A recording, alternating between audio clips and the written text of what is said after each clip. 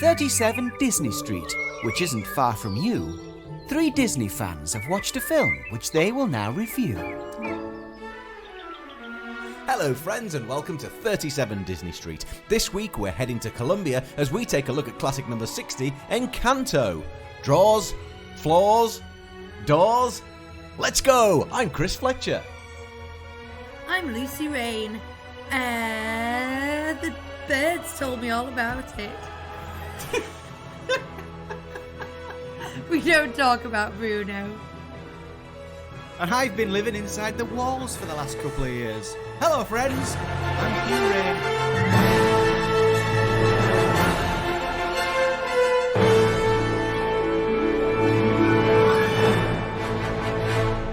I think somebody was that? concentrating more on the vlog that she was making than the Vlogmas. actual starting of the episode. Can I there. just explain myself? Listeners and viewers, basically, I'm doing Vlogmas, which is where you upload something to your YouTube channel every day of Advent. So we're going to do 24 vlogs. And today's is behind the scenes at a filming/recording of a Disneyland Paris podcast. Not Disneyland Paris, 37 Disney Street podcast. So I had the camera out and I was pointing it at people and I was vlogging the thing, and then I thought I'll turn it off in time for me to say my name, and then I took a breath and I couldn't remember what I was going to say. We usually have well thought out quotes. What I should have said, this is take 2, are you ready? Yeah, I'm not editing it though. No, that's fine. Good. We don't talk about Bruno. I'm Lucy Rain. There, that was Brilliant. better, You should have wasn't done it like that. That would have been good. That was better, but it's a bit ruined now. I mean, on the plus side, we've been trying for ages to find a way to fill that time in the music, and you did that quite successfully. We almost ran out of time. Hello, anyway. Hi, everybody. We're here with another show, and it's a new one. It's a new film. It's just come out at the cinema a week ago. It's brand new. Yeah. Baby. It's a Thanksgiving release, Yeah. as things generally are. There's one biscuit left, I don't know.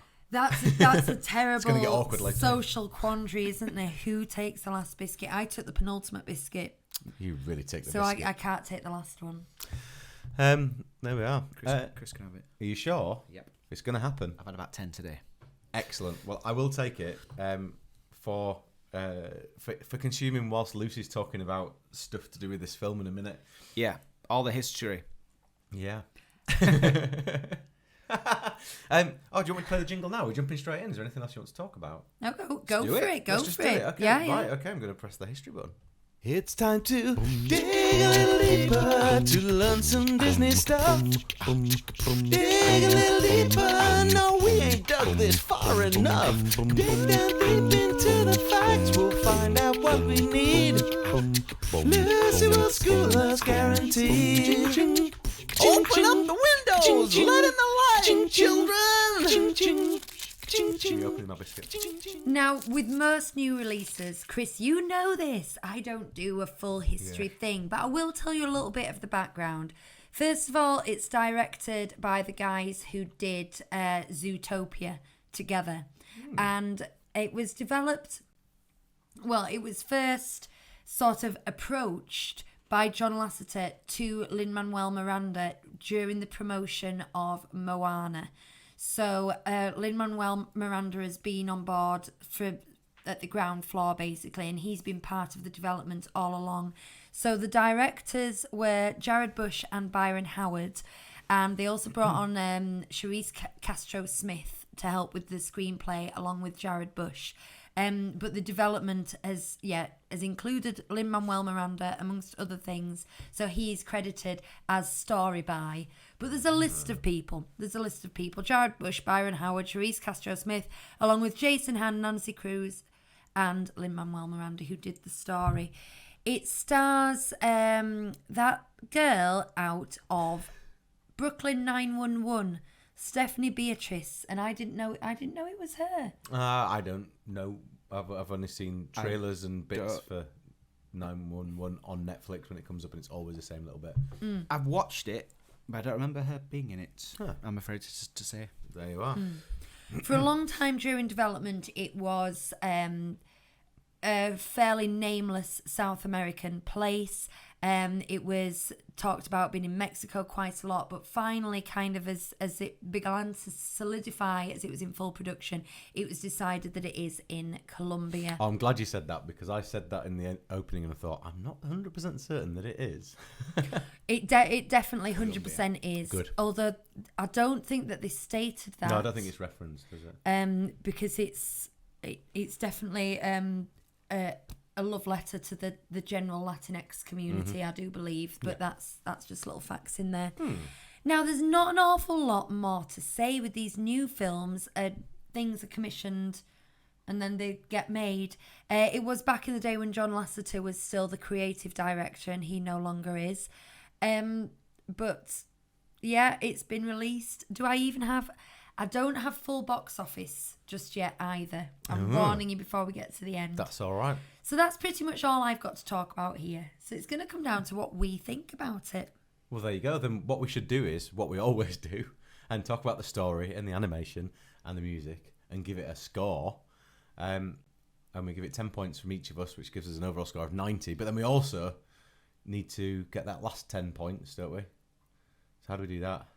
We asked the kids what they thought, and they also summarised the story very succinctly and oddly. And what used to happen in the olden days was when we just did the podcast is when we were recording, we'd pause here and I'd say, Lucas gave it a 4. He did give it a 4, by the way. Lucas gave it a 4. And then what would happen is we'd do all this bit later.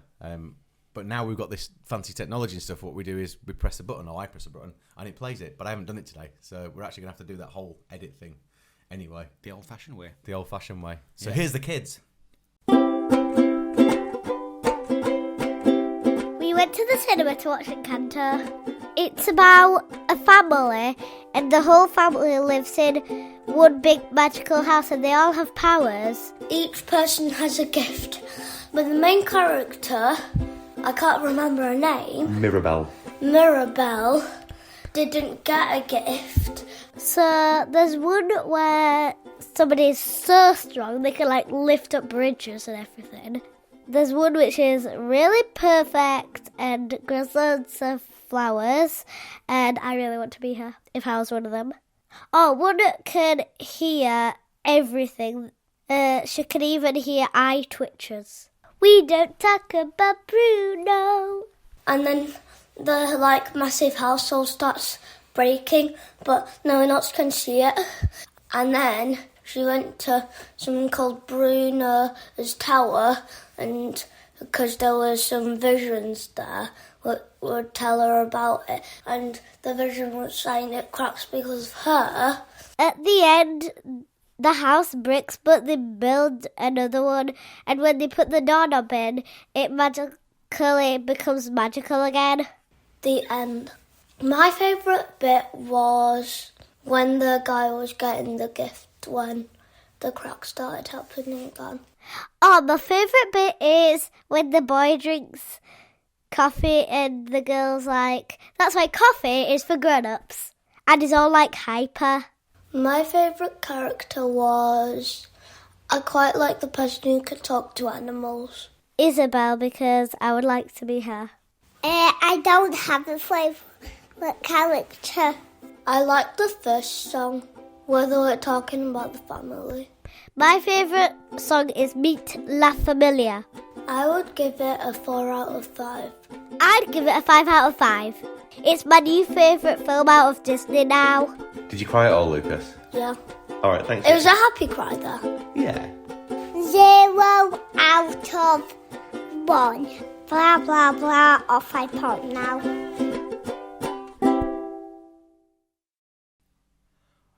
Well, what a great little package that was. I Probably. particularly like that bit that Bonnie said. I did. Now, I know what Bonnie said because I recorded that today. So yeah. I wonder if Ollie will be a scamp. I hope so. I like it when he's a scamp. Yeah, I do as well. When I put that together, I do Lucas and Bonnie, quite intense editing for those, and then the Ollie bit's the fun bit at the end where I pepper his comments throughout. You allow yourself a bit of a bit of pleasure. Yeah. Yeah. Yeah, he doesn't tend to have a lot of waste either because he just gets on with it. He's not interested in redoing things or going back over things. He just wants to tell you how many out of how many. He's a professional. Yeah, he's a good lad. He's a good lad. So, do we do first impressions first? We do usually, don't we? Yeah. Should we do that? And what are your expectations going in? I'll admit, I watched one trailer for this, and that is it. And I didn't know anything about it. And to be honest, maybe Disney fatigue is setting in. There's that much coming out at the moment that going into it, I was a bit, wasn't that bothered going into it. I was like, oh, go on, let's see what happens. So I was actually pleasantly surprised. I will say, similar to Hugh, now that we're cracking out 2 a year and some of them we've watched them at home instead of cinema and things, it doesn't seem quite like the big event it used to seem like. However, when I did watch the trailer to this, the lushness of the colours and the characters really appealed to me, so I was quite excited going in, more so perhaps than for Luca or Raya recently. I was quite excited. Well, I think I was glad it was a musical because Raya disappointed me a little bit last year, I think. And so I've been looking forward to this because it was a musical, because I watched Hamilton for the first time over the last year since it came to Disney Plus. So I was aware of Lin-Manuel Miranda a bit more maybe than I was before. But then obviously there's a bit of reservation because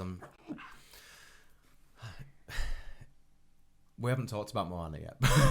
but That's what's difficult, isn't it? Yeah. When we get to the music. And so I've kind of cautious optimism, I think, is what I went in with, but also really aware that he's also done the music and starred in another film, animated film this year that seems to have not the same theme but definitely a similar feel to it. Which is that, sorry? I can't remember what it's called. It's a Sony one. Oh.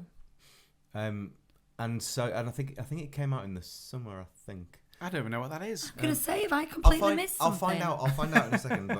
But as soon as you say it, I'll I feel remember like it. I've hid under a rock. Yeah. Yeah. Whatever it's called, he's the lead character for it, and that's the name of the film. Right. But so I kind of thought, well, is there going to be a bit of Lin-Manuel Miranda fatigue because he's everywhere at the moment? Literally everywhere. And he's got a very distinctive style, Yes.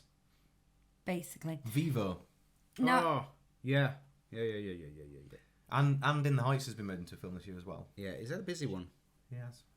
Show me. When you whisper and you're on camera, Lucy, you can still be seen and heard. Yeah. Vivo. I know I don't. I still don't There you recall that. I must say, when I briefly, like I said, I didn't intend to do full history today, but I did read the Wikipedia page, researcher that I am, and it said something about the Hollywood Reporter accused the marketing campaign of failing because it's exactly here. It led audiences to believe it would be similar to Coco. They couldn't distinguish the film from Coco. Is that a kind of a fault of, like, do you know when people sort of lump East Asia into one? Oh, yeah. And they say China, they go Chinese, Japanese, Yeah. it's one or the other. Oh, you know like, that film? It's like, Korean or Vietnamese or something, don't know which. But, that. Is that going on? Are people just seeing South America as one thing? Quite possibly, which is a shame, really. Yeah. Especially given the size and population of the continent. Yeah, they could do like another sort of 3 or 4 based in South America, and they'd all be quite different, couldn't they? Do you know what I love is we know from the war era what a strong connection Walt had to South America and South American art, and artists such as Mary Blair, and how inspired they were by South America. And I love to see that come back, and I feel like there's a little bit of a legacy coming in there with some of the art. Also, it's been promoted as being a musical, which Coco wasn't. I know the music featured heavily in it, but it wasn't a musical. At no point in any of the trailers was there skeletons and dead people or reference to dead people. I don't see, from the trailers that I watched, I don't see at all. At no point did I think this is going to be like Coco. That wasn't something that came into my head at all. Yeah, I think it's that thing. I think the criticism is from people who maybe it might be a bit ignorant. I was just going to say, Yeah, it's ignorance, yeah, isn't it? yeah. It's just Yeah. ignorance. Yep.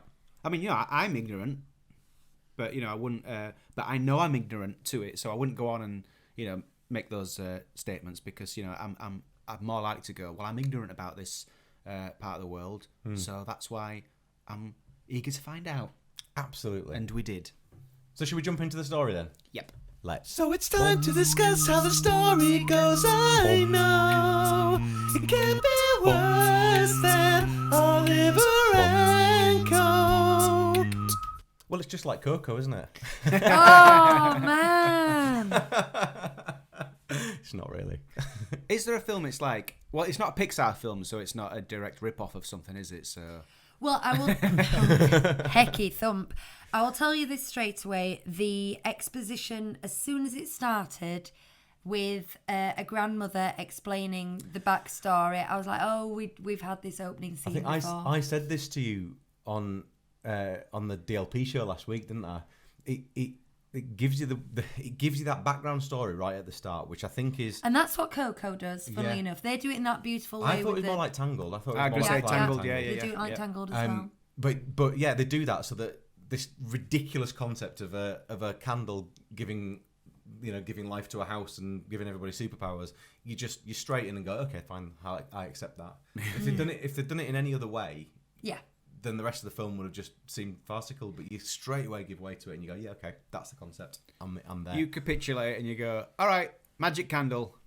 All right, let's go. Come on then. I even think If that's the way it's going to be. I even think if they dwelled on it as much as to tell the whole story like they do later in the film, Yeah. when they explain it in more detail, if they'd done that at the start, even that would have spoilt it. I don't think it would have worked in the I same kind feel of way. like maybe they intended to, and they decided it was a bad idea not in editing because it's an animated film, but in script editing perhaps. Because of the way that does come out at the end, it comes out in a very similar way to the way it started. I feel like that scene might originally have been the first scene. I've no evidence of this, just that's the way it felt. I An don't know. 'Cause extension I of think it. I think it's quite heavy as that bit, and I'm not sure it would have ever worked at the beginning of the film. I think it would have just put you on too much of a downer straight away. Fair enough. I've got a confession to make. I went into this film very tired, and I thought I'm probably gonna nod off like I did in Coco. I shut my eyes for about 10 seconds. And So it is like Coco. and then something said, "Wake up! You've paid money for this." But in this one, and this is the first time it's actually happened, I properly fell asleep to the point where when it finished, it felt like it'd only been about an hour long. I don't know how long I fell asleep for. It might have been 10 minutes. I definitely missed We Don't Talk About Bruno, the song, because we listened to that today and I don't remember it at all. Yeah, you couldn't forget that, could you? We go to the big posh cinema where you've got the reclining seats and all that kind of like these massive, huge Barca lounger type chairs, and I can appreciate how you could fall asleep. Well, Do you have to push falls Bonnie back asleep at into those anything. seats so that she can get her feet up? Do you have to push her back into them? No. Can she do it herself? Yeah, she's been so many times now she does her own buttons, but I know what you mean. We used to kind of like shuffle her in. We've got champagne taste when it comes to cinema. I know it's more expensive than other places, but I just really love it. And we take blankets. I take fluffy socks. I take my shoes off and put my socks on. And Bonnie brings a teddy. We make a big old thing of it. So. But what I'm saying is there might be some gaps in my knowledge of this. But having said that, this film is actually very small scale. I thought watching it, and as it started, I thought, right, come on, hurry up. Where's the bit where she leaves the house? Yeah, and she the goes trailer off. alluded to that. I thought she was going to go I thought off, she was going to go off and find a little woodland creature and go on an adventure and have to fight some bad guy and then across the learn continent. learn something about herself. And it was so refreshing Yeah. for it just to be about this house, and everything's just seemed really small scale. Which, like the more epic it becomes, actually, conversely, the more mundane it is. And it wasn't the case with this. Now, they made the house a character itself, which was lovely, and they did it in some very clever ways. I almost think they could have done that a bit more, because, I mean, there were so many characters in this film that I appreciate we spent a lot of time focusing on them. But sometimes I totally forgot that the house was there and listening and could speak and move. And I don't know, because I think if you've made it more of a character, then it would have distracted from everything. Whereas as it did, you just accepted that it was. If it was just like, part of it. hello, Two Yeah. eyes. it's nice to have you in me. Yeah. Right. Do you know what? Is there much to say about the story? well, no, I mean, there's a lot of characters. Yeah. There was some questions kicked up. Well, first of all, I think it was very clever to have such a number of characters and manage to touch on. I felt like I could be a member of that family and they'd all be there with equal weight and importance, as it were. And that's quite difficult for somewhere that's got that many characters in it. There was some questionable gifts and some that were not really, like the shapeshifter. It was never, because it was all about helping the family and strengthening the family, and it was never really explained what he did or why. It was just a bit of fun, wasn't it? Really? Yeah. Just a bit of Reminiscent. mischief. Yeah. Yeah.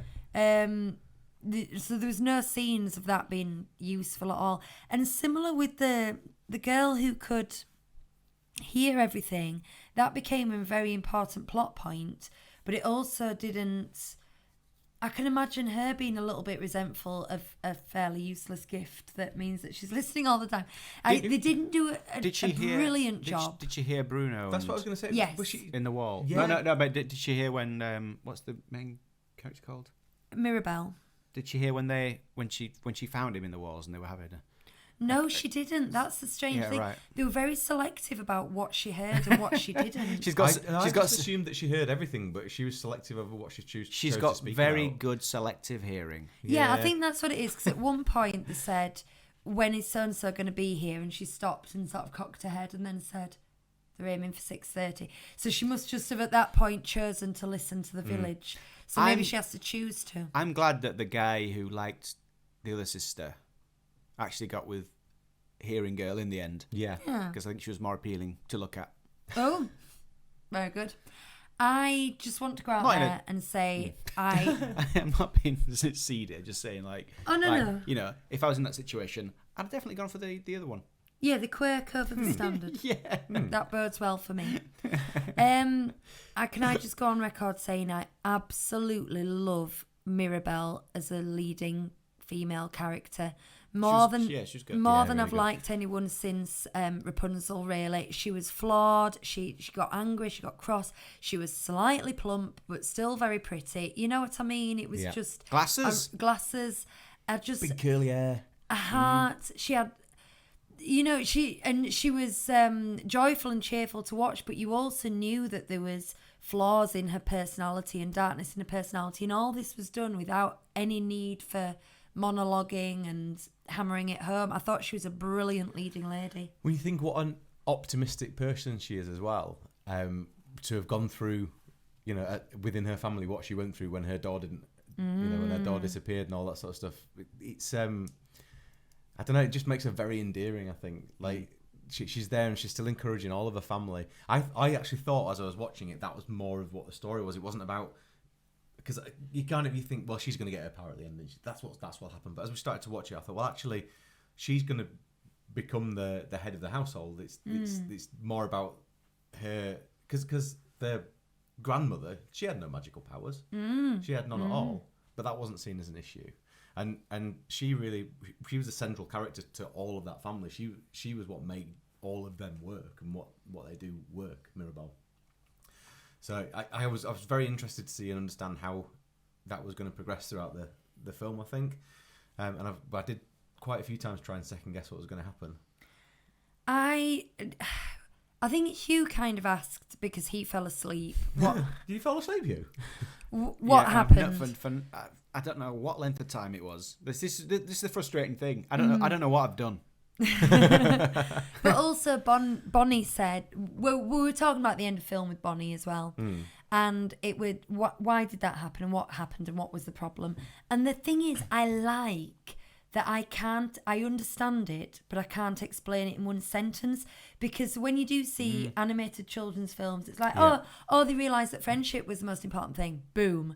It wasn't really that. What it was the grandma had been focusing so strongly on making a strong family that she'd not seen the family and seen them as fully rounded people, and she hadn't been nurturing them as people. She'd been nurturing them as talents and things like that. And I thought it was complex, but very, very well done, and there was a good learning message there. And I like that it wasn't oversimplified. It felt real. It felt full. Yeah. You know. Yeah. Do we talk about the? Here's the thing. Oh, right. I went into this and I thought, and I was preparing myself for the big crying moment, and you'd said something about that, and I was like, oh no, here we go. It's gonna be a big weepy, and it wasn't, and that's again refreshing. There are moments that you could get choked up, but it wasn't. The thing that they're doing now, where they're like, they seem to be like, it wasn't Pixar. The centerpiece of the film is like, and then there's the big cry moment, and it's all based around that. It wasn't. I think that's what I was saying to you when I wasn't talking to you about it the other week. Is that you said it was earned? Yeah, it rather than like just been. It wasn't like right now we're going to make you cry. Cry time. It was just a sad part of the story. It just worked really well. So this is when the house. When is it, Chris? Because afterwards, me and Lucy were saying, because you said Lucas was in bits. Lucas really crying. And we were saying big crying. And we were saying, what was that bit? And I was worried it was when I was asleep. So we said it must be when the house crumbled. And for me, right? it was No. when. Well, let's guess. For me, it was when the villagers turned up to help them rebuild it at the end. No, it was when they were telling the story of how the father died. I did say that in the cinema. I said it'll be the dad dying. It had built up from those other bits. So you know when you talk about your cry factor and you talk about how it builds, it definitely built from those points. But that whole bit, because you'd already seen it'd been foreshadowed at the start, telling you what happened and everything. But then it really gives just really hard hitting big bit of detail about everything that happened there, and the idea of them losing a father and stuff, and it just got him really, really, really hard. But the thing is, like, we're saying like there's not a big weeping, and people saying, but hang on, there's a father's died in it, but it's not hanging over the film like it does in like Big Hero 6, where you're just going, oh no, and in Up, where you're just like, I think it's because and you already know it as well. You know the family's okay, the grandma's okay, it comes out okay, and so it's a we don't know that, from the Dad. past. I will Coco, say though, the thing about in Coco, him dying and having his daughter like waiting for him just crushes me. Yeah, it ruins me. Yeah, her reaction when he died, the wife's reaction carrying the triplets, that is heartbreaking in itself. Yeah, because when you first see it, she just kind of reaches out and it's not a big deal, but then you really see her break down the second time round, and it's really sort of heart-wrenching. But and there's all the realization in there at the same time, because Mirabelle's learning about all this and seeing it all, like seeing it unfold in front of her effectively. I mean, she can't, because she doesn't have any magical powers. That was the thing I maybe didn't quite understand, because there was a moment where she was there watching it, wasn't there? And I don't quite know how that fitted in. I think that's just an analogy for listening to the story. I think it was acceptable. When she sees the house crumbling before it crumbles, what's happening there? How is she seeing that? No, I think it does crumble and then fixes itself, because it does that several times. Sort of when. Oh yeah, because it's all plastered up. When a family kind of. When there's a good family moment, things seem to fix, and then they break again. And I think her feeling initially she felt outside the family, and she felt that anguish, and she felt rejected, and the fact that the family was weakening, the house started to weaken. Can you imagine living in a house that was that needy?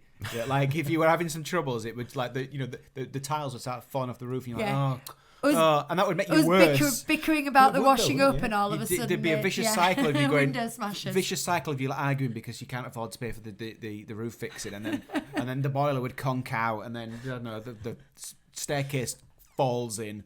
Like that film, The Money Pit. Yeah. What nightmare! That house is very needy. Yeah. I think this was Bonnie again. We listened to the soundtrack today in the car because I've listened to it since I went to see it. Yeah. As well. But Bonnie, I think it was Bonnie brought up something that I didn't notice when I watched the film. She says, they say they don't want to talk about Bruno. And they all say they hate Bruno. And then Bruno turns up. And they're all dead pleased to see him. Yeah. What's that about? Yeah, and I also, was like, why don't they good talk point. about him? Why don't they talk about him? He had some visions, and they just...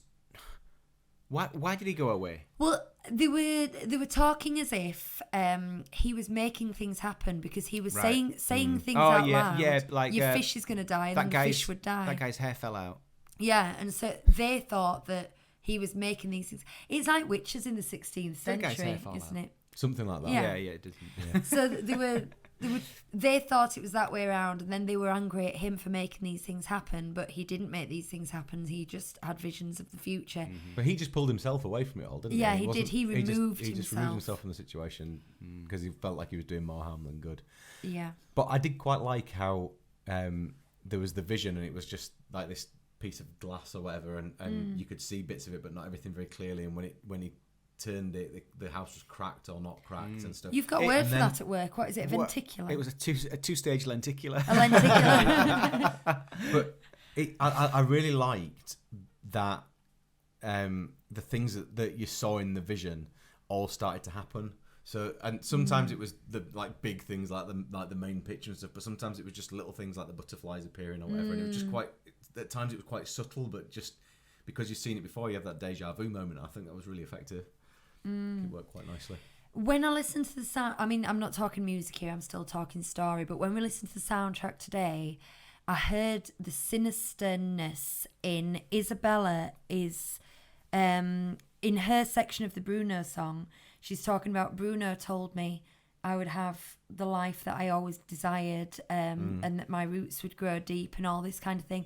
And then when it was revealed that she just feels this awful pressure of being perfect and that she can't have the life, but in the end, she does have the life she wants. Yeah. And there's a lot of onion layers to what I just said. But when I listened to the soundtrack the second time, I thought, oh wow, that's a bit chilling and disturbing and wonderful and happy all at the same time. Now, there's a certain success in what was a very enjoyable kids film that Bonnie has now declared to be her new favourite film. That was declared in the car on the way home. It's my new favourite film, to also have a level where you can watch and rewatch and re-listen and find more. Already, it's only 24 hours since we saw it. I think that's quite an achievement. Yeah, that's something I said to Hugh when he messaged Ellie and said he'd fallen asleep. I said, well, if you want to go watch it again, I'll come with you. I would quite happily go see that postpone film. this and go and watch it, yeah. But it's got a very limited cinema release, because isn't it being offered for free on Disney Plus on Christmas Eve, I think? Is it really? I think we so. don't have long to something wait like then, do we? I better look that up while you guys There you are. That's discuss interesting. other things. Do we want to say anything else about the story? I'm okay. Do we want to mention the Far From the Tree shot at the start? Oh, yeah. With the raccoons. Well, I said to Lucy, I didn't really rate that short because it was a very simple story. It's like, in fact, it was almost like, I don't know, I felt like it could have been told 10 years ago. And it also... Wasn't it told in Luca? Isn't there a section of Luca at the start that pretty much is him being told to stay there while his dad's going out It's hunting? Finding Nemo. It's also Piper, that other short. It's like, stay there or you get in trouble. And then the conclusion is, oh, actually, you can come with me. But like nothing really changed. It's like, you're still in danger, but you can come with me and we'll be happy together. It was a bit... It was more about changing attitude towards your children, isn't it?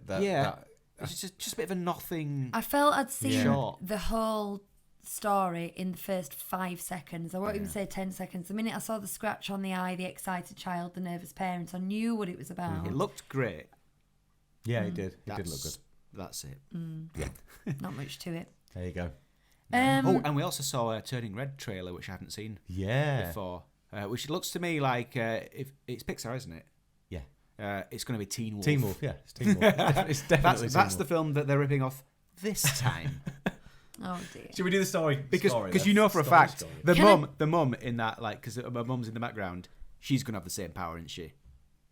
It's going to be like when the dad in Teen Wolf... there is a thing. There is definitely a bit in a trailer that I've seen where she says, "Oh, you got it early," or something like that. Oh, it is Teen Wolf. It is then. Teen Wolf. Oh, didn't I message you that a few weeks ago? And yeah, say like the same thing? because the dad says, "Oh, normally it skips a generation." Yeah. Oh man, what Yeah. are they doing? Can I Pixar, just man. At least it's not Teen Wolf 2. Can I just confirm I am right? It is being released for free on Disney Plus on Christmas Eve. Oh, there we are. Well done. Well, that's quite exciting. So, Scory. Scory the story. Yeah. Okay, shall I go first? Go on then. Why not? I really, really liked it. I could watch it again right now. I felt there was rich characters and a very subtle but powerful story. However, there was just certain very, very minute things I would like to have seen maybe developed more, things like the shape-shifting character, etc. So I'm going to give it a 9. I'm going to give it an 8. There you go. That's it. Nothing Because else to say. is there 2 marks for the section you didn't see? No, I think I saw enough of it to give it a full, evaluation. And 8, I think, is a good score. Yeah. Thought it was good, and not too epic. I have a problem, which is that when I go to see things at the cinema, I'm very often carried away by the event, and I find it very difficult to be Rise of Skywalker. subjective.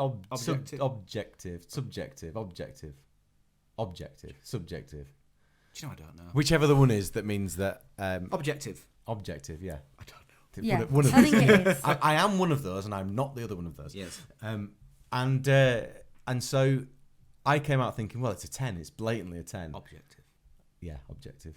Yeah. Probably. Yeah. I've lost my train of thought. So again. you came out thinking 10, definitely a 10. Definitely a 10. And then and I was comparing it to Raya and comparing it to Coco and comparing it to Moana, and I don't think it's a 10. I don't, but I did thoroughly enjoy it, and it's something I want to see again. Raya, I didn't feel like that at all. Yeah. And in fact, we paid for that, and I never watched it since. So. Waste of money. Absolute waste of money. We paid for Black Widow. Did we? Just feel for us. Did we? Yeah. Oh, you told me I should absolutely watch that this week. You should and watch now you're it. bagging it. No, I you should watch I it. said don't watch Yeah, it. you said It's don't a watch it. decent film that's part of a really important canon, and you should watch Mulan it. was the biggest waste of money when that came out recently. I still haven't watched that. I watched that again on principle. I think that was the first one we ever paid for when pay-per-view first came on Disney Plus, and I thought I'm going to watch this at least twice. What do you think I'm going to give it, Hugh? We used to do this, didn't we? Do you remember? Yeah. An 8. I'm going to give it a 9. Yeah. When you said 8, it made me want to change my mind. Do you know, I keep. I don't like this thing you two have got going. I've brought this up a couple of times, but I felt exactly the same way about Ghostbusters Afterlife. I went to see it at the cinema, and I was and I came out and I was like, that's amazing. But I knew for a fact that I'd come out of Rise of Skywalker thinking that was good. So I was, and then I realised it wasn't. So I was like, Ghostbusters, do I like it? And I went back and saw it, and I do like it. Oh, good. But I still think it's only 4 stars. Oh. It's not. It's got loads of problems, but it's just enjoyable to watch. Anyway, Good to know. Right, animation. Look at the animation, you, the characterization, you, and don't forget the background and the style. Yeah, man. So here's the issue. It's really difficult to judge something on its animation when we're at the level that we're at now, because they can do anything. I know. Right, don't you think then that it comes down to art design, art direction? So what I think is that Yeah. it probably comes down to art design. Yeah, Art I direction, do. sorry. I always- think it's style and yeah. You're right, because I was thinking about this today, but I always reserve a point for there has to be something in there that surprises me. There's something new, something you haven't seen before. That's when it's 10. Because if it's just good, Yeah. then like anything can just be good, but it has to be something where they're doing something new. And I'm not showing this. If there's anything technically, like, unless you're talking about like the hair looked really great and the lighting was brilliant. So I could say that was the extra little thing. The But vibrance in general in this film is just it's superb. I think it's just such a vibrant, I have to- colourful film. throw something special in there for me, and this is going to come up back again in music. They were doing proper Latin dancing, And it was proper choreography as well. Yeah. Like there was full choreographed routines. I think they must have had a choreographer on staff. I don't think animators, even with visual reference, can just wing that. I think, and it was exceptional. But the movements and the very, very subtle movements of world-class Latin dancers, they will have had visual reference for this. They must have.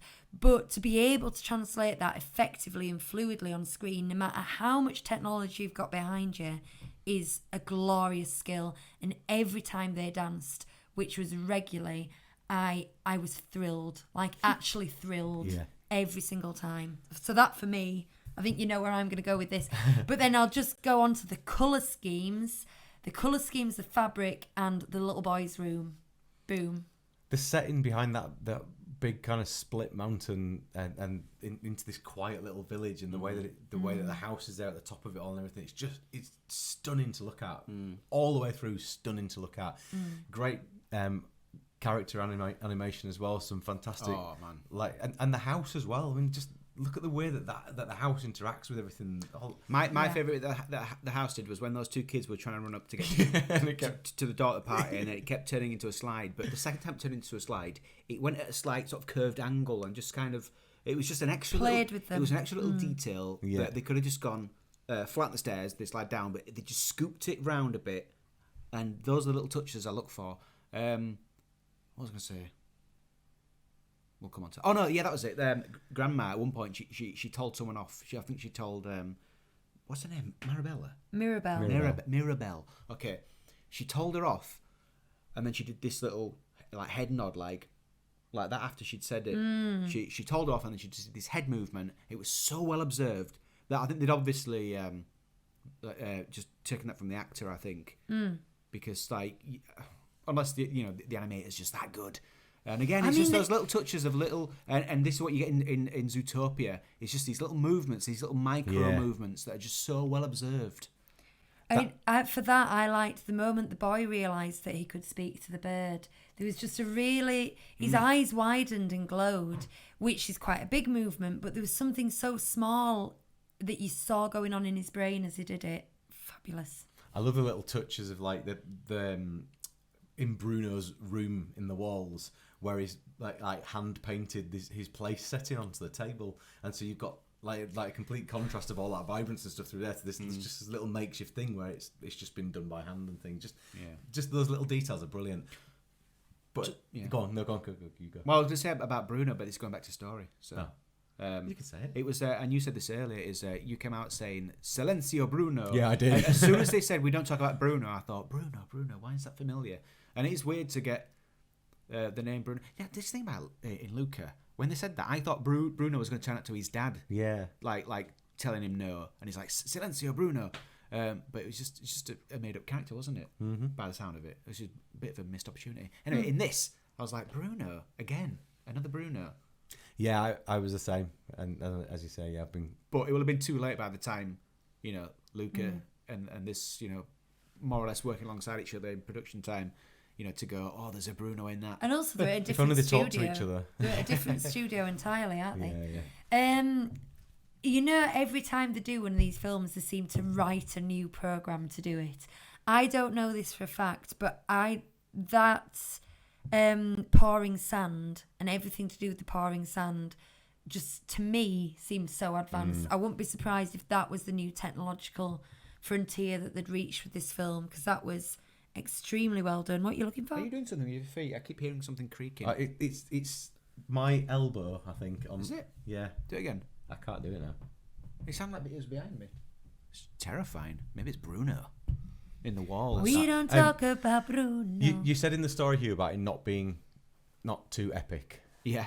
And yet, visually, they go through a door into what is basically Animal Kingdom. Yeah.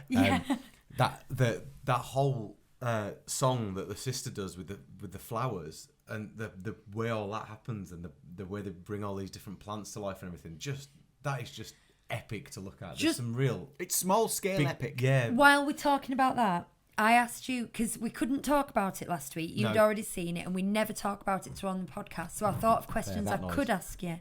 Sorry. I thought of questions I could ask you, and one of them is, can you see it coming to parks? Now, the thing is, one of the most lauded attractions worldwide is the Mystic Manor in Shanghai. Yeah. And people are constantly asking for it in Disney World, Florida in particular, but they're struggling to know where to put it. And they have been talking about Animal Kingdom because there's a monkey in it and stuff. But the technology that's in that, if you've seen the technology in that, and the way it works, would be so good as the Casitas. If they could do the Casitas as a Mystic Manor style ride through. Yeah, because there's a whole be bit in Mystic Manor amazing. where there's like a hurricane and they get blown around the room and it screens the whole way around you, obviously, but it's stunning to look at, and that whole bit with the visions and things. You can And have a vision the room, magic coming through the actual room. Could you imagine you could have a vision within it, so you see this whole vision happening around you, and you see all the different things. And then as you go through the ride, all those things start to come to life and actually happen in front of you, and so you're actually foreshadowing the rest of the ride and things. And yes, I could see simply that. getting the house to come to life with flapping yeah. floorboards And you can things. just walk past the house, and people who aren't on the ride, every so often you can just watch it, and something else would be happening. A little squid- bits of movement. oh, A yeah. shutter would be waving, a tile would be flapping. They just need to take the Casitas and put it in a park right now. I just think it makes itself, and I really hope they do. And I hope they don't wait to see how much money the film makes and things like that, because sometimes, I mean, I know Pandora made a lot of money, but look at how good a land Pandora is, and I don't give a hoot about the film, and I love this film. I just think someone needs to go, that needs making into attraction.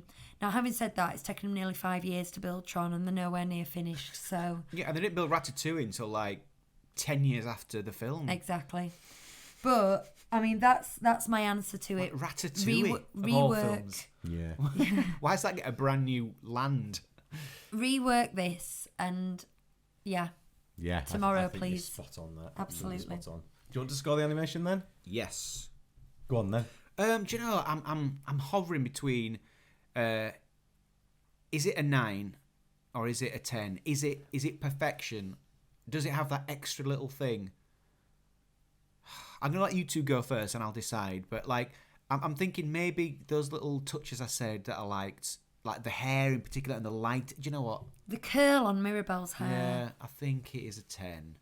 No, it is a 10. It is a 10. All right, okay. Do we need to go around the circle anymore? No, It's no, a we're 10. just- It is a 10. I can't find fault. It does become really difficult. I think I was thinking about this on the way here from my wing to your wing. This is getting old, isn't it? No. No. And when you judge this against the golden era of animation and what was being done then, they're both art, aren't they? Yeah. But visually, you can literally do anything now. Yes, you you can just can. do anything. So it does have to be exceptional. But I think this is exceptional. But in this instance, the animators have always been actors. But there's also been some janky lines and some weird changes of shape of characters' noses and stuff that you just don't get with computer animation. But because you don't get it with computer animation, now the animators can just be actors. And so when you see these tiny little chin movements and these little reactions in an eye and the swing of a hair or a dress, it's so deliberate. I mean, a computer can't do that for you. And if you compare what they've done with this film and in terms of fitting the subjects within the surroundings and stuff, if you look at something like Monsters University, when they end up in the park in the Camp. in the camp, it's quite early photorealistic backgrounds, and they're stuck there, and it feels like they just don't belong with it when they're outside by the river. I mean, by the lake. Yeah. It doesn't quite feel like it works. Toy Story 4 as well. And that, I think I probably gave that a 10 for animation at the time, because it was just stunning to look at. But if you think about it, it didn't melt. Yeah, It wasn't yeah. right. It didn't have a feel the way this doesn't feel. Sometimes you have to say, it would serve this story better if the animation and the look wasn't perfect. Yeah. Because it can be a distraction, and that is part of it. Yeah. Is reining it back in can get you the Well, 10 it's on the 37 Disney Street. Uncanny Valley thing, isn't it? But yeah, talking about Monsters University, that I mean, that whole campsite thing does have one of my favourite shots in all of Disney history, which is Sully roaring in the light at those campsite sort of guys. It's brilliant. And I do want to mention Bruno before we go, because I forgot. The character of Bruno was so good to look at. Do you know, like we always say the villain's the best character. Yeah. And there was no villain in this, was there? No. There's no actual villain. So Bruno's the character that's, for me, was like the nicest to look at, where I just couldn't stop looking at his face and his sunken eyes and his nose. The whip and of his everything. cloak and stuff as well. That they're giving him those villainous traits, haven't they? Yeah. Yeah, it looks fantastic. Music? Yes. Music. We are going to talk about the music. Rate the songs and score the incidental bits. Right, I have got a lot to say on this subject. Should we go through song by song? I've got a lot to say on the general subject. Go on, then. If I'm allowed to do that first. Yeah. Silencio, Bruno. Okay. First of all, you said before we went, the music is very Lin-Manuel Miranda. Is that how you phrased it? Probably, possibly. And that did Lyrically, I think. colour me going in. And the first song, the Family Madrigal one, I was like, oh, I see what you mean. Now, we will go through song by time, and I feel differently about different songs. But the thing is about Latin music is it's incessant. Now, I really like Latin music, and I was also a Zumba teacher for a long time, so I had to like Latin music. But the incessantness of it is its strength.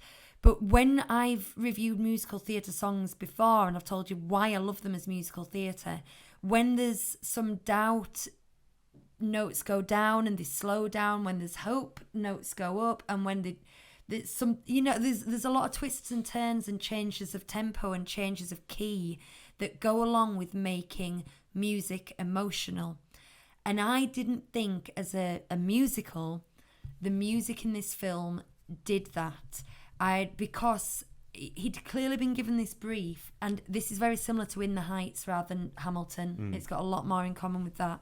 He'd been given this brief to use Latin music to help with the scene and tell this story. But you would go into a song and it would just pace for the entire song, and you weren't getting the character moments. The lyrics were fantastic because he's primarily a lyricist, but he wasn't reflecting the lyrics in the tone of the music. And in this way, I would compare it to, and I don't hate the music, I'm going to talk nice things in a minute, but I'd compare it to Greatest Showman, which is a movie I absolutely loathe. I hate it. Correct. Because it's basically a pop album. It's a pop album that's had a story put to it, and none of the music works effectively as musical theatre music, and it doesn't work for the story, it doesn't work for the characters singing it. It works very well as a soundtrack to listen to in your car, and loads of people say, I love the music. I was gutted. And I'm like, you're wrong. I was gutted when I went to see that film because I Barnum. liked the music a lot, and when I watched the film, it just didn't fit. It just didn't None of work. it fit. And yeah, it's not Barnum, is it? And Barnum is one of the greatest musicals. It's Is the brilliant. greatest Yeah. musical ever written is Barnum. And Oh. when I saw that we're remaking Barnum with Hugh Jackman in it, I was like, oh my God, that's genius. And when I found out it wasn't Barnum, I was gutted. Anyway, this is a different story. So I think that this works really well as a Latin album and as a movie with music. I don't think it is a great musical theatre score. However, I think the songs improved as they went. In the musical theatre sense, I think they improved as they went on. The first one is a really good song. Catchy. Catchy. It's a shaky bum toe. Catchy as all Gets you hell. straight in there. You learn a hell of a lot. You do- well, this- Madrigal. This is the thing about it. So Madrigal. the bit that he's singing is Sounds sort like, of the chorus, and it's a Family Gloria- Magical. Sounds like a Gloria Estefan song. Which Yeah, it is does. And And it works for Da-da-da. that. Is it Gloria But then this... Sorry, I'm trying to... But then they start introducing all the different characters, and you just get words at the same old tempo with the same tune. Another character. Let's talk about this character and that character. That character does a different thing, and let's talk about a lot of something. And I don't think that you can serve the purpose that you want to serve at that speed and that tempo. I don't think it worked for that. It would be good if they had the chorus and then slowed back down a little for the character introductions. It does go on a bit as well, that song, because they get to the end and then the kids are like, "What's your power?" And then she sums up, and then she basically does like a potted version of the whole song again to get out of telling them what her gift is, power gift, her X-Men mutation. So by that point, I'm thinking, this is going on quite a long time. It's very catchy, but like I was imagining like Lin-Manuel writing this and spending weeks with it. He must have been bored to tears of it at that point. He'd be like, yeah, making all the lyrics scan and things. I liked it. No, you see, this is what I want you to understand. We listened to it in the car today, and I loved listening to it in the car because I know them all now. As an album, very memorable. Yeah, and I really like Latin music. I really liked it. You see it like if we just watched it today, I wouldn't remember a single song. I remember I wouldn't even remember if I liked them or not. And then we played it one more time in the car, and now I know them all by heart almost. And it did run like one of my Zumba CDs actually, because you do mix it up between a merengue and a cumbia and a salsa and all these different rhythms, and they were just spitting them out, and then we get that little Latin hip hop, trip trip trip like it. Guys, see, I didn't feel like that fitted as well as the other. They didn't fit with everything else quite as well. I liked for me. that one. I quite liked it, but that felt more like a song from the Hit Parade than maybe the other ones do. Yeah, but that's good. Yeah. Because I've criticised Lin-Manuel in the past for doing expositional songs, and I could imagine this one lifting out a bit more, and you're just listening to it as a song rather than it being to get you to one point from one point to another in a narrative. Funny though, they did the You're Welcome type treatment on that and took it away from reality and made it all like a music video. Well, the whole thing was it was an echo of that. It was a strong character kind of talking about some of her strengths. I think that one worked in a best slightly different way. In the way that I said, as a piece of musical theatre. I think it built, and you could feel the pressure in the rhythms. So I think that worked better than some of the others. That's the third song. The second one is, I imagine it's called Waiting for a Miracle. Yeah. I guess that's the title of it. And to me, it's almost cynically so. It feels like they've said, "Oh, Lin-Manuel, just make sure you do a Let It Go, won't you?" I thought it was like, what Howard Ashman used to do? About they need the I Want. The Princess I Want. But Waiting for a Miracle. It's an I Want song, but also it's not so much as the one that they put into Aladdin where we were like, Speechless. Speechless, yeah. They're like, we need a sort of an empowered, character song, woman song. But this, I was listening to it and I was thinking, this is the Let It Go, and then as I was listening to it, I thought, except it doesn't have the belting note. Oh, there it is, and they literally just popped one on at the end, and I thought that is like they've tried to do there a Let It Go by numbers. It really strongly felt like that to me. I found the tune quite bland. You said I could I sing. like the tune a lot. Oh, did you? I don't remember that. I do. One. I don't like the sort of thought behind it. Just like I say, it felt like they were trying to do something, but the actual song, I liked it. But here's the thing, right? The thing I liked in that song is they do the. Now I'm quite musical, but I don't have the sort of technical term sometimes. It is a minor key, isn't it? That she goes into. Do you know it goes. Da, da, da. She's like I can't remember the lyrics, but there's like a minor. It goes into a bit of a minor key as she's singing the chorus. I'm sure you're right. I can't remember this one as well as the others. And I liked that. And then he did it again at least 2 more times throughout those 7 songs. That the main songs, popping in these little minor key things, and that could be. It could be my ignorance. It could be like a popular South American trope. But to me, I just thought, is he dialing it in? He's a little bit, yeah. Like at least 3 times, possibly 4. I heard these minor notes going on, again and again, and I'm like, well, I'm bored of that now. Initially, I was like, oh, I like that because of that, and by the end of it, I was like, oh, you're doing that again. There's a But thing. Howard Ashman does that too, repeating tropes, his own tropes, and I go, I'm a bit fed up with this now, Howard. Part of your world, part of your world, and Somewhere That's Green are basically the same song. When a singer-songwriter writes a song for someone else, you can often hear their voice, their actual like intonation of the voice in the other voice. And the biggest example, You sing no sweat. the best example I can think of is the Muppets. Is Flight of the Conchords, isn't it? Yeah. And there's some real bits where they've got non-Flight of the Conchords Half of the people. Conchords. It's almost like they're singing like it's not Jerome, is it? It's the other one. Jermaine. Brett. McKenzie. Brett McKenzie. You can hear. Britt McKenzie. You can hear Britt McKenzie's. Can't do it. Voice coming through, like the intonations. Now there's a thing that there's a thing that Lin-Manuel Miranda does, where he kind of bends the note in quite a sort of a tight way. And the last song, I know we're going through them one at a time, but it goes, and this foundations, family, and it sounds so much like Lin-Manuel Miranda. I found it distracting. Like I could hear his voice in other people's voices. You almost have to decide, like, do I love Lin-Manuel because I love Hamilton, so I'm happy to hear that style, or do you think, come on, mate, I can hear you too much? There's something about hearing someone's style coming through in something like that where it can annoy you, can't it? Yeah. It's because you shouldn't hear the author's voice. We've said this before. You shouldn't be able to hear the author's voice. But then at the same time, you're there thinking, oh, great, Lin-Manuel wrote the music. Yeah. Count me in. Exactly. I just think maybe... Where'd you stand? Because I love the lyrical pattern, the way in which he does these things, but it's one style. He uses different musical styles to fit it, but it's one style. And for a full musical, I think it's too much. In Hamilton, it's a bit more varied because there's some proper R&B in there as well that separates it out a lot better, particularly in the second act. But with this, it's just like you said, it's relentless, and then the style of music is relentless as well, so that it lends itself into it. But I guess there's a really nice slower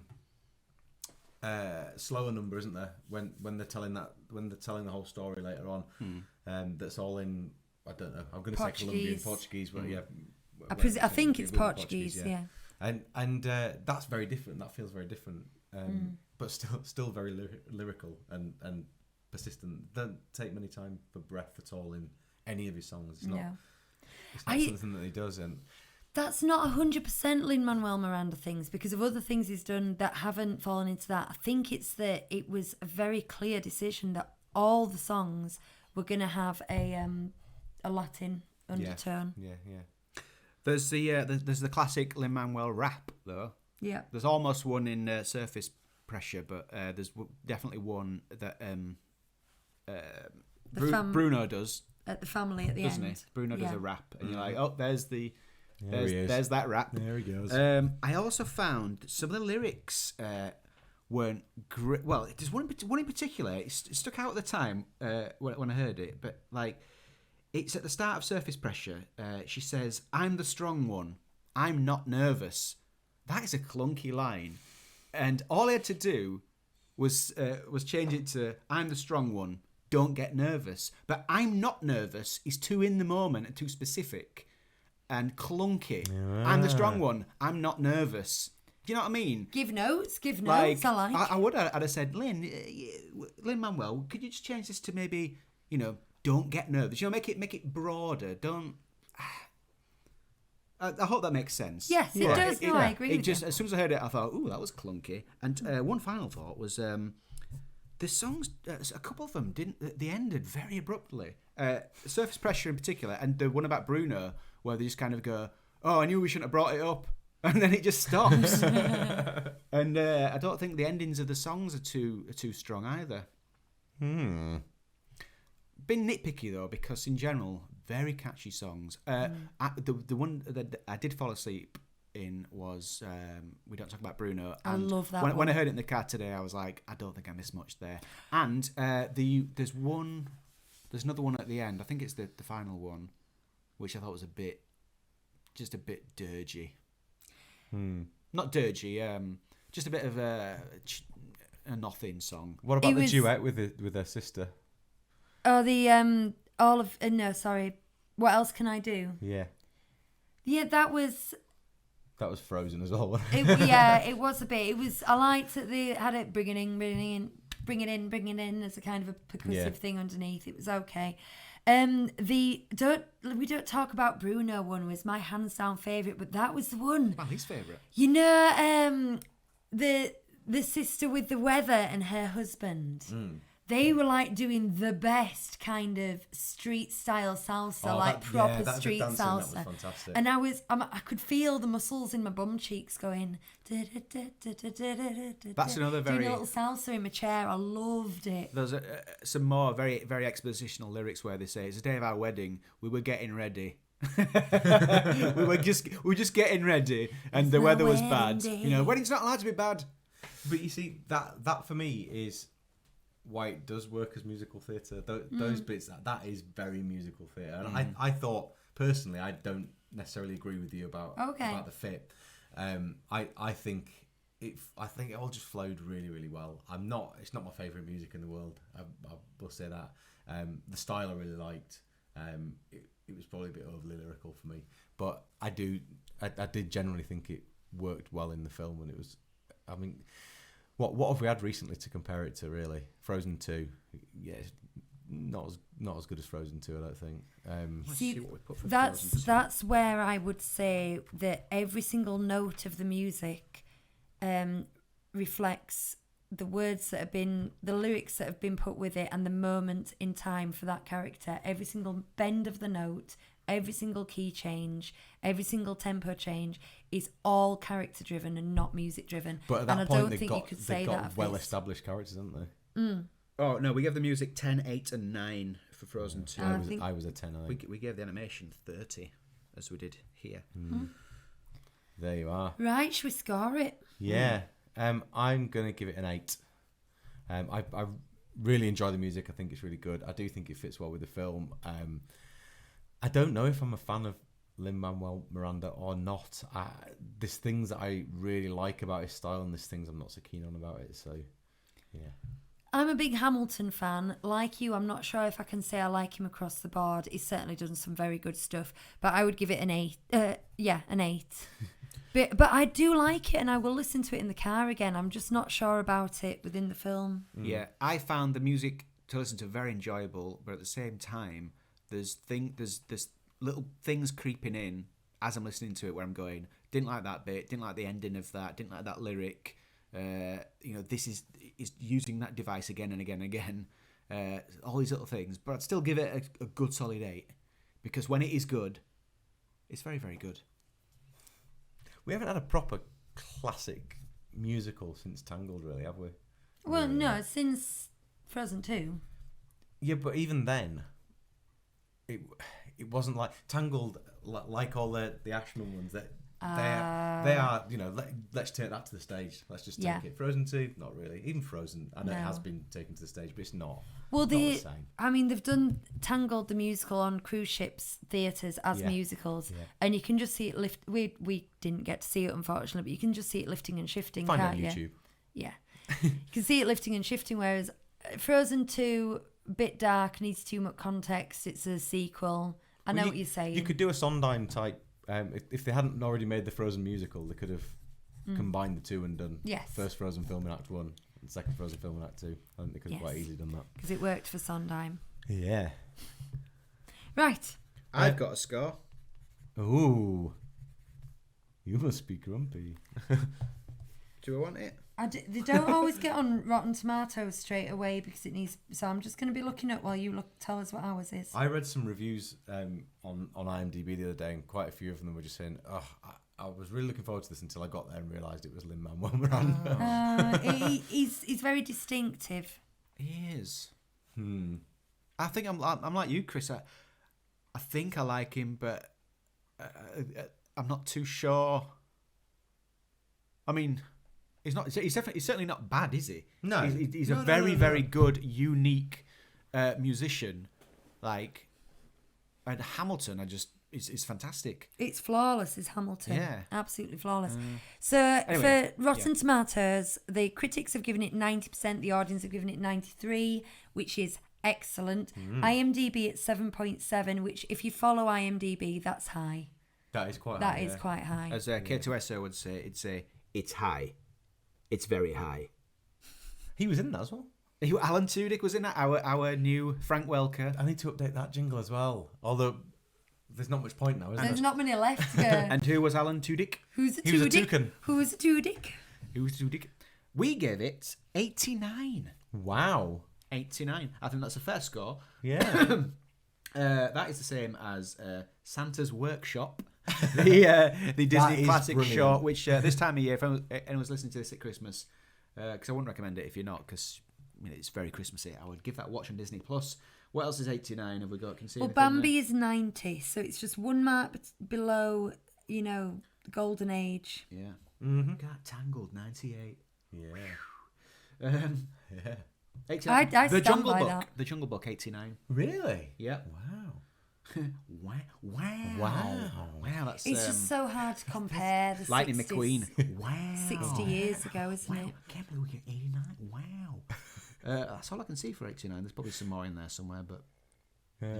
I was going to tidy up this list because it's an absolute mess. It's charming. But we're nearly at the end, so I haven't I'm just going to updated it. squeeze it in. I've not updated it on the website for ages either, but I did start doing a spreadsheet where I'd filtered it all, so you could actually look and see what scored in which eras and things as well, and do a bit more comparative stuff. Yeah. So Oh at some man, point I'll you finish could it off. do some graphs. Oh, yeah. Some pictograms with this big time. Yes. Maybe we should. Yeah. What about favourite bits? Anyone got any favourite bits? Have we covered? I've probably covered them all. Oh, I love the kid who drinks too much coffee. Oh, yeah. Bonnie likes that bit as well. Yeah. I like the husband of the woman with the weather because of his dancing. But I just liked him. I just really liked him. Mm-hmm. I don't know. I can't think of any specific bits, but it's been over a week since I saw it, so that might be why. Yeah. And I also liked when the kid, and it's in the trailer to be fair, but when the kid says, "Don't eat those," and the leopard's just going to the mice. Was I asleep then? Probably. Could I have been asleep then? Probably. Because I don't remember that. Yeah. I like the chase through the walls when she was trying to catch Bruno. That was quite cool. Yeah. And the journey that she went on was in the eaves and in the. I thought he was flying because when the dust he falls down, then the dust clears and he's just stood there. Yeah, So that was it's not quite really- funny. But I thought he was levitating. But Oh. it turns out it was just No, it just wasn't as wasn't far very down. far As I liked it That when was she quite first funny. followed him down. She followed the rat carrying the green thing, and then the green thing floated up. Yeah. Yeah. And then that flash, and he was in silhouette. I thought that was a really clever reveal. Yeah, Really good. because I got disorientated then, and I thought, is he sideways on the wall, sticking out like at a weird angle, upside down? Did you? Yeah, I got confused, I didn't. but that's when my eyes were starting to go. How's the cry factor? Oh, I've got a jingle for that, haven't I? It's absolutely beautiful. Really loves it. I don't know why they just can't be together.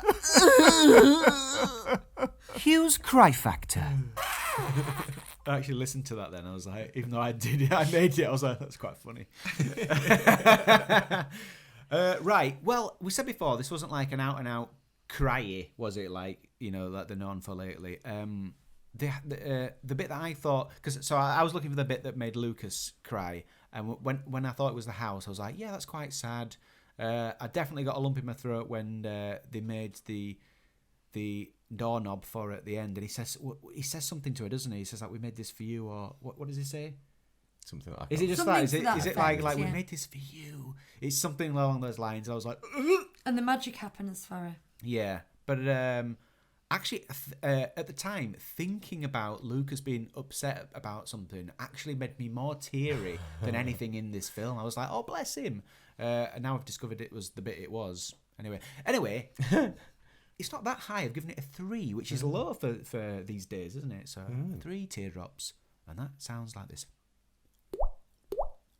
Oh, 3 beauties there. They hurt. But once you get a sweet spot, you can't change direction. You can't change horses midstream. So, I've had a bit of a thought about things because we keep trying to work out what we're going to do, and we're running out of time in terms of the year, aren't we? Yeah. So we've got 2 films left to do to finish off the classics, but we also wanted to do Mary Poppins, and we also wanted to go back and do Enchanted as well. So 4 films there. I think, and this is my proposal to you guys, I think what we should do is we should have an episode coming up where what we do is we talk back through each of the eras and talk about our best bits from each of the eras, and it can be anything from any of those films and those bits, and we do that as our Christmas special. Okay. And no Christmas films. No Christmas films. So it's just so like next week or the week after next, we just have a bit of an informal chat about that stuff. We could do that because actually I'd like to do a Christmas film, but we're kind of drawing a blank, aren't we? And well, we were going to do the new Home Alone, weren't we? We watched Home Alone 3 the other day.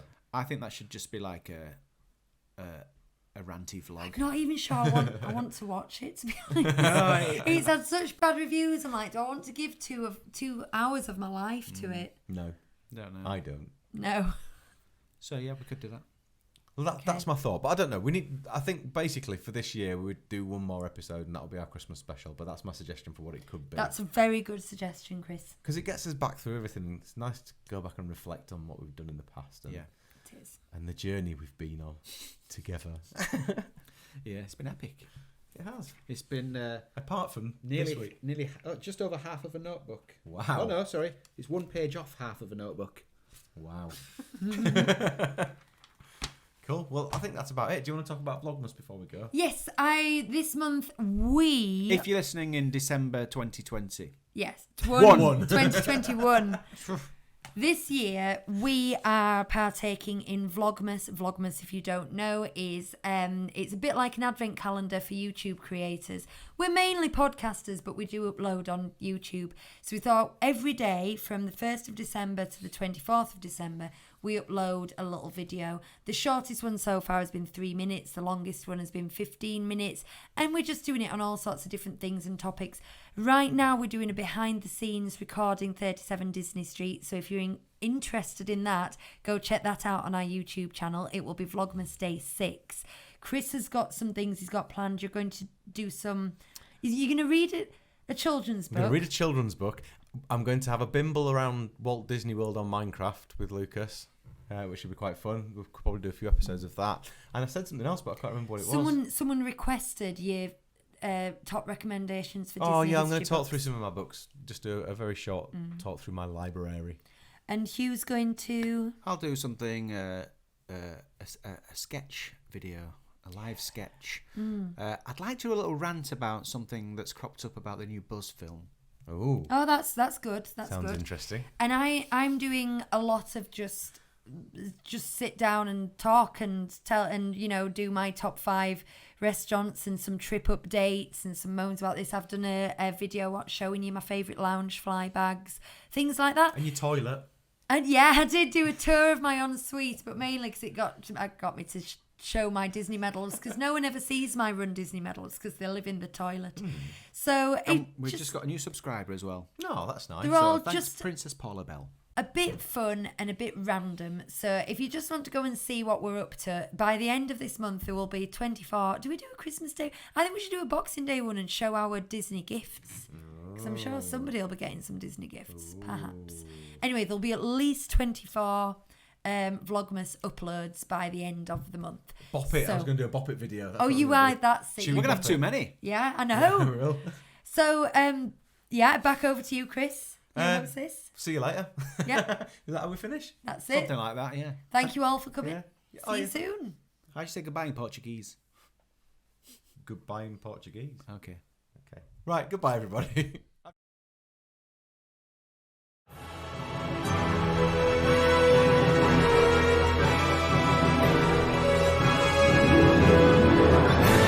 At 37 Disney Street, which isn't far from you, 3 Disney fans have watched a film which they will now review.